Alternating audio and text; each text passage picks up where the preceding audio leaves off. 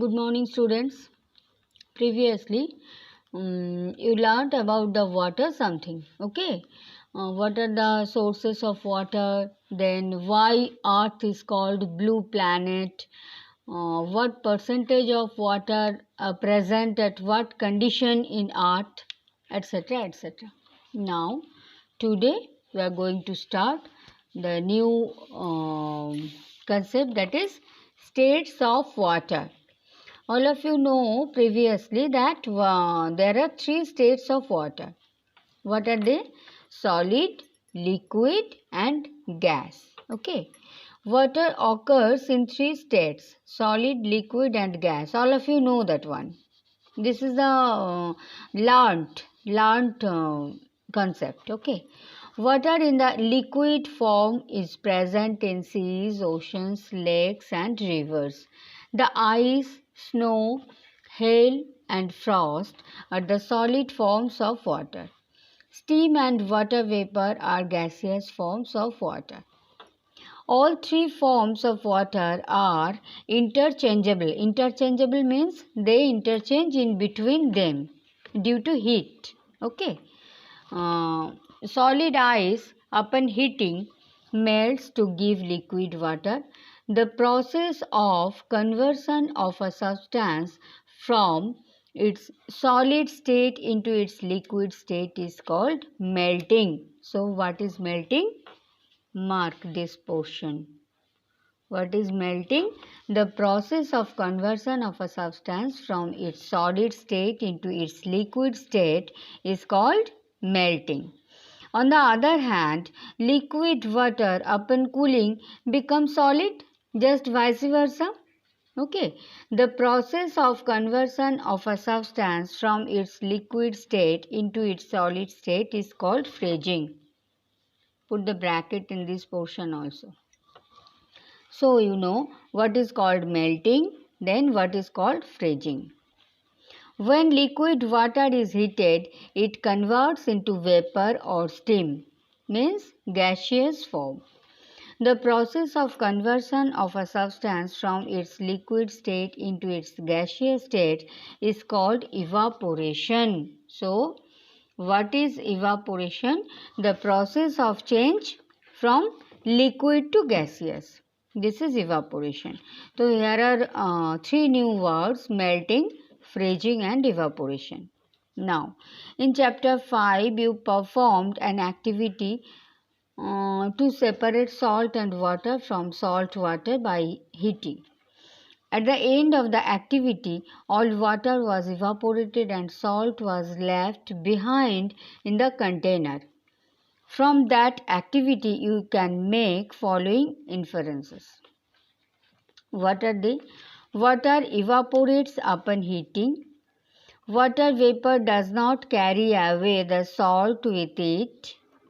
Heating is essential to convert water into water vapor. Okay, now come to the next page. You also learned that for obtaining salt, seawater is collected in shallow pans. Sun's heat evaporates water collected in the shallow pans, leaving the salt behind.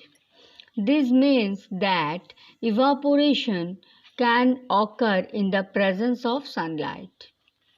Can evaporation also takes place in shade? During the daytime, all the air surrounding us gets warm due to sun's heat.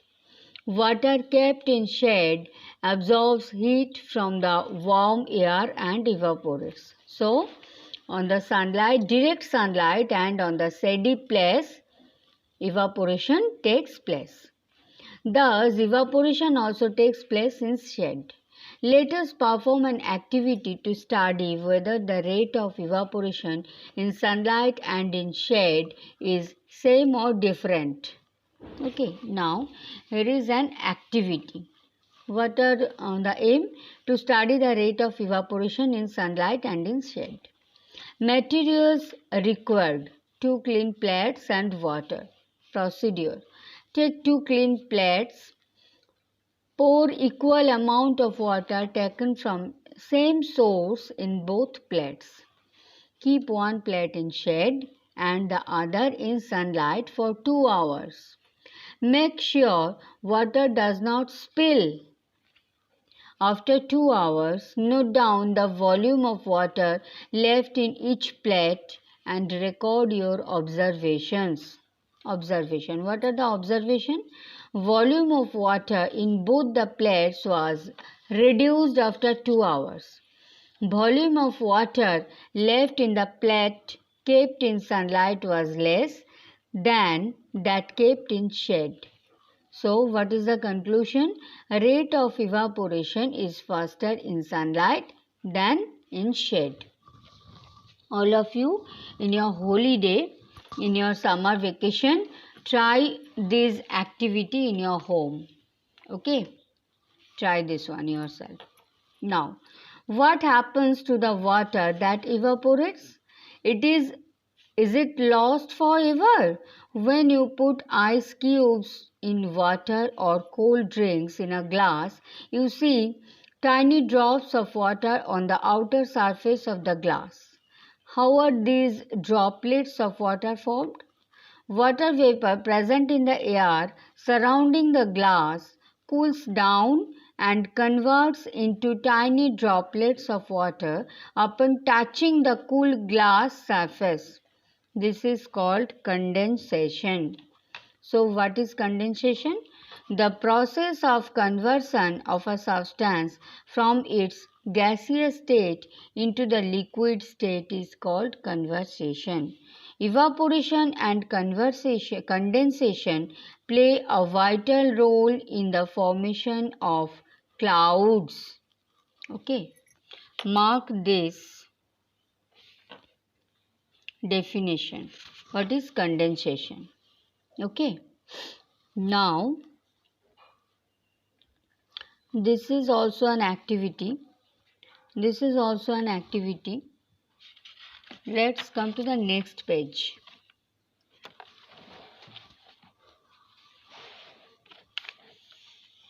All of you see this one? All of you see this part?